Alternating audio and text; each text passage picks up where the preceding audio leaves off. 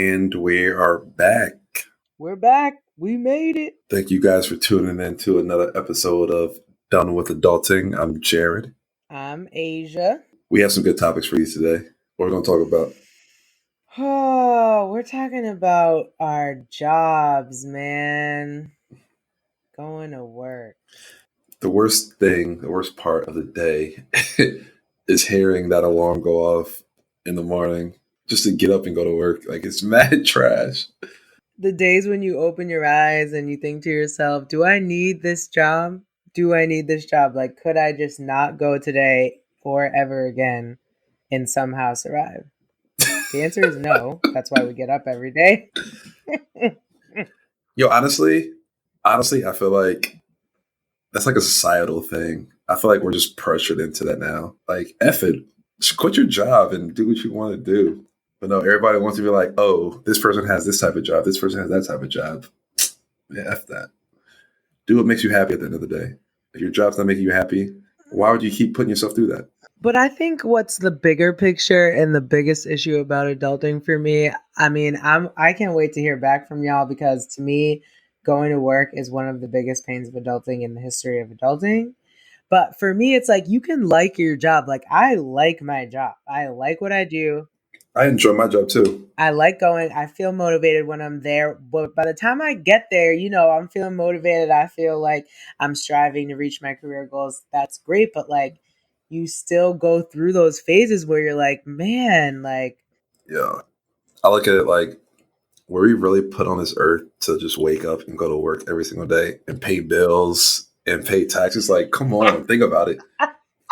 That's the reason why we were put on this earth. Think about it. I mean, I think there are people who shouts out to the entrepreneurs of the world, because if you can start a business that you love and work for yourself, that's the ultimate goal. I need to work for myself, because then I feel like I wouldn't hate work so much, and I'd make sure that I was all set financially with whatever I was doing. It actually would push you to like work harder as well. Your work ethic would, because you have more at stake. Yeah. If you're investing your own time and money.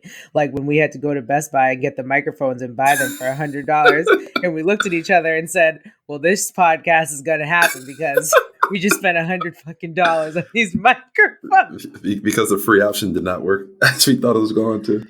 Like, yes. So that's what we're talking about today, y'all. We both feel like this is such a stress for all of us in our lives. Like, going to school, getting through college, then you feel like you have to get your master's because, like, why? Because somebody said that you can make more money if you get your master's. Well, guess what? Some of us in these streets have masters and we're still making the same amount that we would be making without one. And bro, I have student loans. College is a scam, man. It's all about that money. It's a business. They say, oh yeah, you need this piece of paper to be qualified for this job. Like, bro, the stuff that you're doing now, you learn more via experience than you do from what you learned in school. Facts. Like, go get a bunch of internships, get their work experience. Take a gap year. Yeah, do a couple what's it called? Shadowing people at the jobs, seeing what they actually do. You're not learning what they're doing in school. Jared, when you graduated high school, if you had walked and looked your mother in the eye and told her you wanted to take a gap year, what would have been the response? Because I feel like when we were looking at colleges, that was not a thing. I don't know. So, like, I don't know. I don't know if it's a Jersey thing or if it was just like my family type thing. School wasn't really that important. Like, nobody was like, "Oh, I have to go to college or my life's gonna be over." Like, I didn't know what I was gonna do. I was like, I don't know. College sounds cool. Like, I didn't know anything about college. If it wasn't for football, I would have known any information about college. Really? I had the opposite experience. A lot of people that I went to school with, it was like, we got there from sports because we had to pay that all out of pocket. Even with loans, like, it's a good amount of people who weren't going to school. You needed some type of assistance. But I had not that much information about high school. And I wasn't really pressed on like, oh, I have to go to college. Like, so I could do. Totally different experience. Like, I was being threatened. I feel like Massachusetts is different though, because like the schooling up here is obviously different than other places in the country. You know what I mean? There's great schools here. Yeah. But I obviously, like that was like the point where like everybody was like college, college, college. Like a little, I feel like a little bit before then, nobody was really worried about college. Then, like our not our generation, but like our little like pocket, everybody's like, oh, college, college, college is for a better life. And then now it's so like heavily demanded that you have to do it. I feel like you don't have to do it. I went to school with a bunch of people who like they were like the first ones in their family that went to school. Yeah, true. Well, I mean, I just feel like I did a bunch of school. I did 4 years of college. I did 2 years of masters. I did 6 straight years of school, and like I don't know. I'm not even doing like I'm not really doing anything that I in my job that I went to school for. So I guess I'm just wondering like what was the the point of Yo, and that's all like a that? majority of people. That's a majority of people. Exactly, which makes me think even more to myself, why? And that's the thing. Like this might sound terrible. Oh God. This might sound they call it. It might sound elitist, but I think it's the truth. Like everybody valued a college degree, and then everybody started going to college. So then the value of that degree lessened. And then they started saying, "Oh, masters, masters, masters," and then everybody started getting masters, and now that's devalued. Like that's what happens. And like even if like nowadays you see people like put or do job postings, and it's like, oh, you need a master's degree for this job, and they're paying like $30 an hour. Like, come on, bro. I went through all this schooling, got all these degrees, and I'm getting paid $30 an hour or 70K for that. Like, come on, no, that's ridiculous. That brings me to my point, which is like everybody out there who is feeling like their job isn't really cutting it for them, or you're not making enough money to support your lifestyle, which is typically my issue. Just pick up a side hustle, like Bro, that's the thing. Like, I feel like our generation now, like, we all have these corporate jobs, but I feel like to succeed now, you also need like a side hustle, or you need some type of like secondary gig to make it through. seriously, ridiculous. And they say, I think, especially for like black people, I think they say like if you make like 50K, you're like, I don't know, you're like some top percentile for like black Americans in the country, which I think is absolutely ridiculous in itself. You gotta do some research on that. I'm on it. No, but what I wanted to talk to you about was this article that I saw in Forbes Online, and I'm going to post it on either our social media page or our website, which you can find in the episode show notes. You can find links to it in the show notes. Hold on, what's the title before you start going? What's the title? The title of the article? Yeah. Title of the article is Millennials are struggling to get jobs. Here's why and what to do about it. Yo, they always like every article nowadays just hates on millennials. It's very Like, yo, hater strong on millennials. we're not that bad. Our generation is more popping and better in multiple ways than y'all. I would say we're pretty delightful. Okay, so they're talking about basically like some of the biggest reasons behind why young people are struggling to find work in, quote, an economy that's hypothetically clamoring for young talent. That's how they described it. I can tell you that off rip right now. I don't even have to read the article. Like what? Yeah, what is it then? What's it? They have 5 things. They have 5 things in the article. All right, one of them is that their expectations are totally unrealistic. Like I said, they want people to have master degrees, but then pay them $30 an hour. Like that doesn't make sense. Like there's job descriptions out there like, oh, you got to have a master's degree. You have to be able to hike the Grand Canyon. Like stupid crap like that. It's just like if I'm gonna pay you $15 an hour. You think the jobs expectations are too much? Yes, Oh, that's not what they're saying. not the expectations, but the experience that they want you to have. They want you to have the master's. They want you to have 30 years of experience and then pay you like $30 an hour. Like that doesn't make sense to me. All right. Well, I really thought you were going to get that right because you started talking about expectations, but unfortunately, they're saying the opposite. They're saying that statistics support that this generation, talking about millennials, is overconfident. Narcissism and obsession with fame are rampant at multiple age levels. I agree with that. As a result, many millennials find themselves with extraordinarily high expectations about what kind of jobs they can get. Basically, they're saying if we can't find the dream job we're looking for, we're either like we'll get a job offer and be like, nah, I'm better than that. Or It's facts. or just like our high expectations about our worth are crushing our own potential because Exactly. That ties into what I was saying. Our yeah, work. I guess it kind of does. Exactly. Don't say, oh, you're wrong. Nah.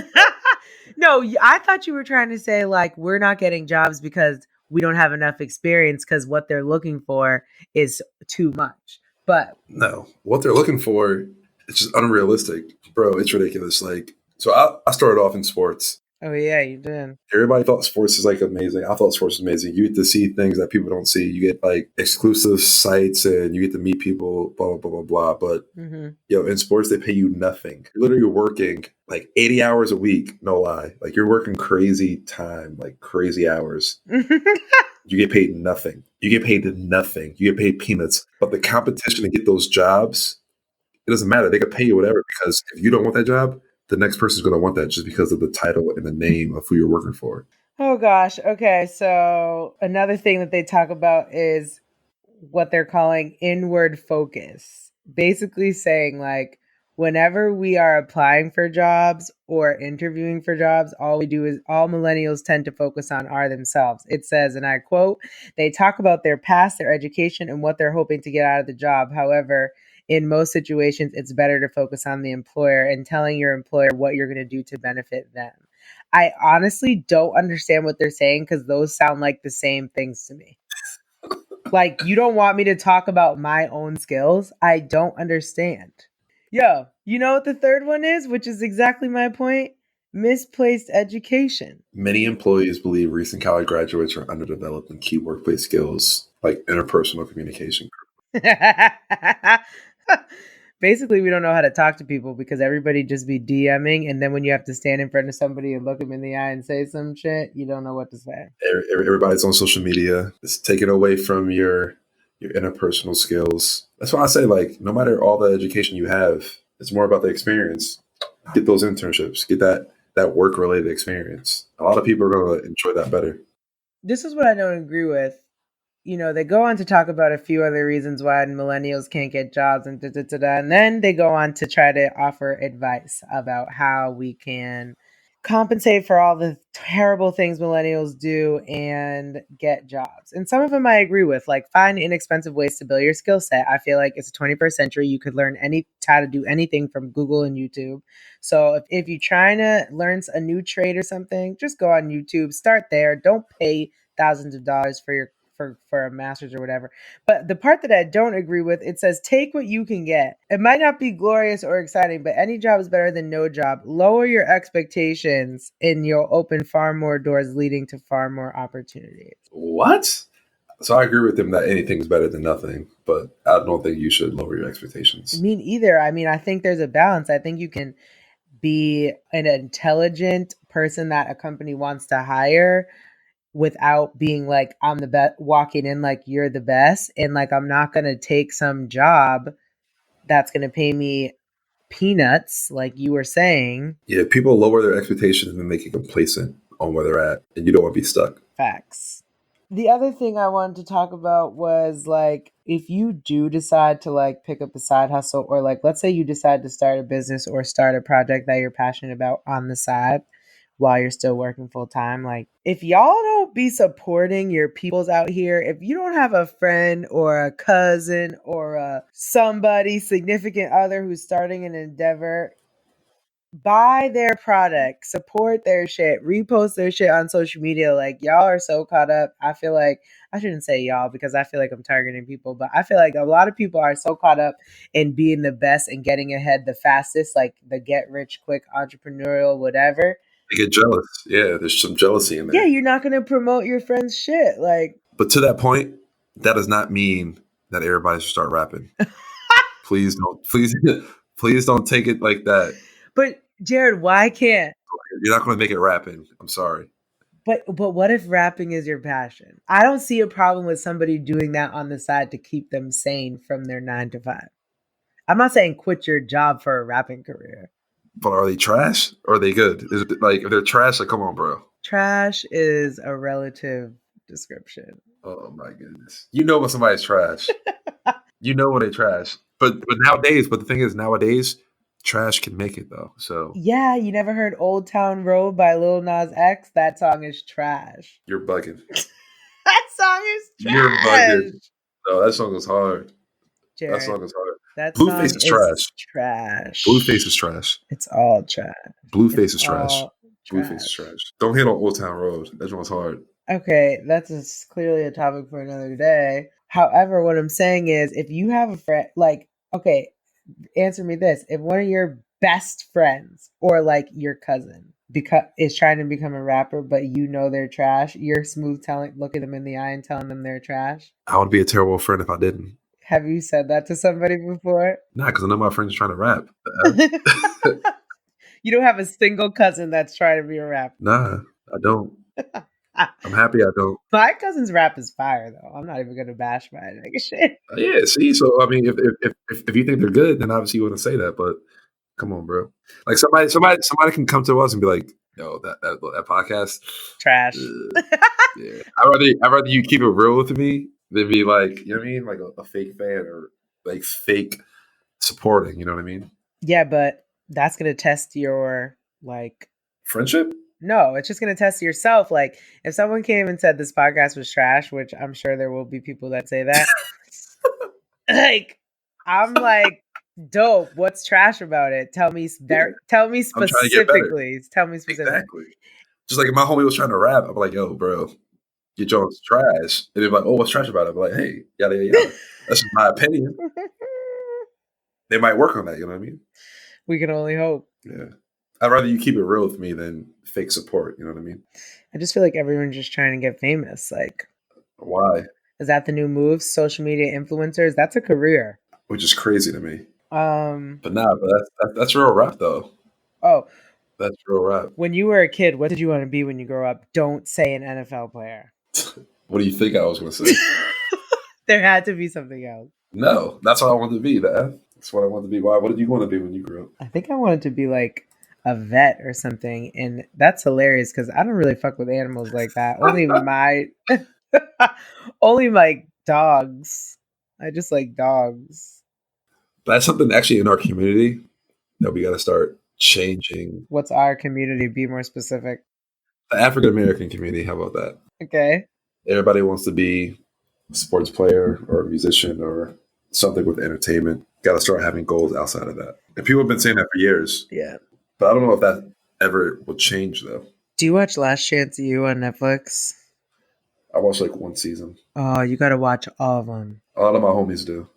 All of it. Watch it from start to finish so that we can talk about it on the podcast.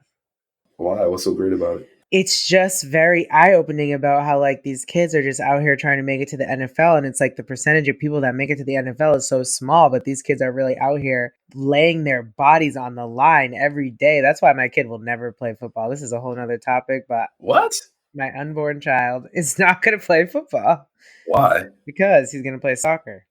Oh my goodness. The stigma around football is so negative for no reason. It's not a stigma. You are it's war. You're smashing your body up voluntarily on a daily basis. And everybody comes out perfectly A-okay. That is 100% false. Perfectly A-okay. There's only a certain amount of situations where they weren't. Majority of the people are A-okay. The majority of the people are not A-okay, but we don't talk about mental health. You can get as many concussions in soccer as you do football. You sound crazy. That's like a fact. What? You're not smashing your head into people on every play at soccer. Ball being kicked at your head. Yo, we're about to argue. As fast as it's going, that causes concussions. There's many soccer players with concussions. You're tripping. Obviously, we need to have a whole another episode about this topic because I could argue with you for a minute. We can do that. I do know some people who had mad concussions, though. Not gonna lie. Exactly. Like, don't act like it's not a thing. Don't try to downplay it. Nah, concussions in football is a thing, but you can get concussions in basketball. You can get concussions in soccer. You can get concussions in baseball. I'm not even just talking about concussions. I'm talking about the toll it takes on your physical whole entire body. You got to watch Last Chance U. Just watch it. I mean, I know you lived it. You basically lived it, not Last Chance U, but you played college football, so you're probably like, I already know this, but to me, it was very eye-opening. We got sidetracked. We could talk about We got to do a whole episode on the NCAA. Oh, that's a big fact. That's a big fact. We'll definitely do that. Actually, we'll have some people on the podcast for that because Yeah. Write it down. Take notes. I already know a few people who have some strong opinions on them. I think a lot of people have strong opinions about the NCAA, but I will actually, I'm gonna challenge those opinions though. great. Just Jared doing what he does best, challenging opinions. Okay, what else? Oh, the other thing I wanted to say was, you know how people always be saying like, oh, millennials never stay at their jobs for more than a year. Oh yeah, I actually know some people who like bounce around job from job, and I'm like, that's not good. How long have you been at your current job? 2.5 now. That's pretty good. Yeah. I consider anything over 2 pretty good. Yeah, 2.5. I like my job. I like my job. That's great. I feel like How long have you been at yours? not that long, but you know, I just moved back. I've only been in my job for 7 months, but I foresee myself being there for a while, which is good. But like, think about like my mom has been at her same job for 25 years. That sounds terrible. Well, that's another thing because once you get to a certain age, it's tough for you to like just change career paths because you just don't know where it's going to take you at. So people like going back to earlier, like people can complacent in like what they're doing because they're scared of what could become next. If I ever work at a job for 25 years and I'm unhappy, like, Jared, please have an intervention. Like, just intervene and just be like, yo, you're tripping. I got you. I'll let you know. That's another thing. The people you work with. Oh, that's another topic. Yes. Jesus, we just keep going. Well, let's talk about it. We're talking about careers. What's your opinion on that? Because like you could be at like an amazing job that you love, but then the people there, not even the people, it could be one person, it could be two people, it could be everybody there. They could just make the thing so miserable for you. Yeah, that's true. Especially if you live in a city where there's not a lot of people that look like you at work. True as well. But I feel like in the corporate world, it's like that in general. Like no matter where you're going to go, maybe unless it's like Atlanta or DC, at least for us, we're not going to have that many people that look like us in the office. Yeah, but like I'm not going to, I mean, I love Boston, but let's just say that I mean, in the list of diverse cities, we're definitely at the bottom. I would agree with that. Like you don't have to be in DC or Atlanta to get diversity, but we're struggling up north here. I feel like the only thing about switching jobs like every year is like I hate like what's worse than the first day? Like what is more anxious than like the first day at a new job, like having to start over, learn something new? Like even though it might be better for you in the long run, I can understand why people stay at their jobs so long because just the idea of like starting again and meeting new people and putting on your happy smiley face at work all day for new people is like tiring. It's like getting in a new relationship. Oh, so tiring. Yeah, like just the thought of that, like meeting their family, everything like that. Like that sounds stressful. Yeah, that sounds stressful. Like why do I want to do that? And then for a lot of jobs, it's going to take you like half a year to a year for you to even get comfortable in that role and know every aspect of it. Right. Depending on what type of work you're doing. So if you're bouncing around year to year, you're really not even putting forward your best work or anything like that. That's just a personal opinion. And there's a reason why you're leaving a job after every year. Like that doesn't look good. Yeah, it doesn't. And my thing is like, let's say you are at a job where it's like, you're not 100% happy, but you're not miserable. So you're going to stay for a while. You maybe got a promotion, so you're making a little more money. Like something that I like to do that helps me is like make the job work for you. Like as much as it might be more work, like ask for like an intern to manage or like ask for like some like to manage a budget if you've never managed a budget before. Like ask to get your hands on stuff that you wouldn't normally get your hands on in your job description because it shows not only that you're proactive and like wanting to learn, but also that's just another bullet for your resume whenever you were ready to move to the next thing. Another talking point in the interview. Right. Like I handled this, I managed that. Right. Just makes you look better at the end of the day. Like, so even if you're not in like your dream job where you are right now, like whatever job you're in, make it beneficial for you. Like pick up some extra responsibilities, show some dedication to the company, like do a bunch of extra little shit, even though you really don't want to, because I feel like in the long run, it's going to be much more lucrative. Yeah, you had to make the best out of your situation that you're in. Like, to keep it a buck with you, majority of the country is not at their dream job. I'm going to Google that. Yeah, show me. Let me see the statistics on that. But I would bet that majority of the country is not their dream job. It's got to be a fact.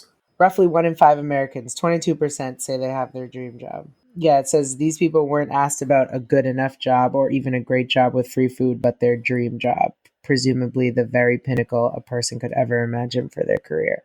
So for you, that would be the NFL, which means you would be answering no to that survey question. Correct? Also, what? Hold on, say that again. I only have one choice. Well, they're just saying, like, the question isn't like, do you like your job or do you have a good enough job or even a great job with free food, but your dream job, which they define as the very pinnacle a person could ever imagine for their career. That's a yacht for me. Like, I'll answer yes to that question when I'm on a yacht. Oh, we're getting a yacht. It's fine. We'll be good. Speaking into existence, Lord. Exactly. So yeah, you're right. I mean, I guess a lot of people don't have their dream jobs, and low key, the percentage goes up across age. It's looking like. Of course, I feel like people our generation definitely not.